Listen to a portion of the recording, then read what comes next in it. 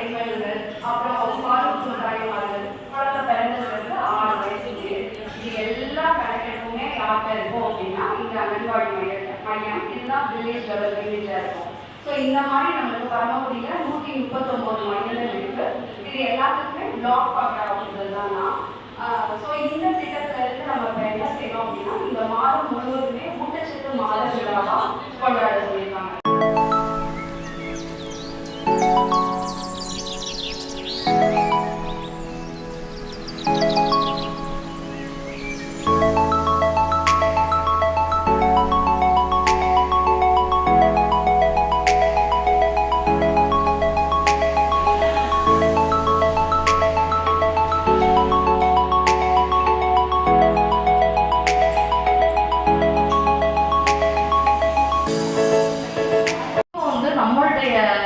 சித்த மருத்துவத்தில் சொல்லப்பட்ட சில ஆரோக்கிய உணவுகளை பற்றி நான் உங்கள்கிட்ட சொல்றேன்.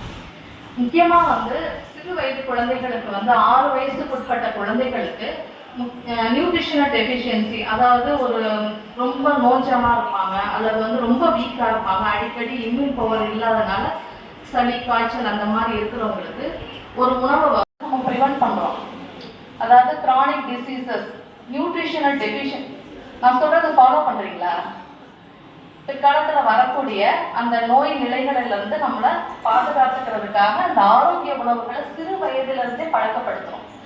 இதுதான் இந்த திட்டத்தினுடைய ஒரு நோக்கம்.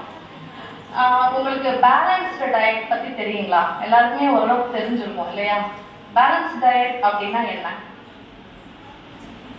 பேலன்ஸ்டு டயட்னா என்ன? யாராவது சொல்லுங்க. பேலன்ஸ்டு டயட் அப்படின்னா என்னன்னா, நம்ம உடலுக்கு தேவையான எனர்ஜியை கொடுக்கணும், அதோட நம்மளுடைய வெயிட்டை கரெக்டாக மெயின்டைன் பண்ணக்கூடிய ஒரு உணவு திட்டம் தான் பேலன்ஸ்டு டயட் அப்படிங்கிறது. இதில் நம்ம எல்லாருக்குமே தெரிஞ்சிருக்கோம் என்னென்ன இருக்குது. மேக்ரோ நியூட்ரியன்ஸ், மைக்ரோ நியூட்ரியன்ஸ் எல்லாரும் படிச்சிருக்கீங்க இல்லையா?